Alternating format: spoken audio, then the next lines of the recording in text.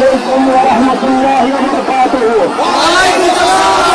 বাংলার দালাল ছেলেরা ঘরের ভিতরে নয়, আজ আমরা বের হয়েছি আমার ভাইয়ের রক্তের বদলা না নেওয়া পর্যন্ত আমরা ঘরে ফিরে যাব না।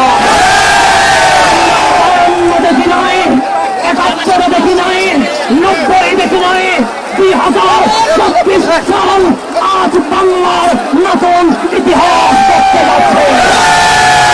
আমি একজন বাংলার নাগরিক হইয়া আমার ভাই রক্তাক্ত হবে কেন, আমার ভাই জেলে যাবে কেন, আমার ভাই রিমান্ডে যাবে কেন, প্রত্যেকটা প্রশ্নের উত্তর নিয়ে আমরা ঘরে ফিরে যাব।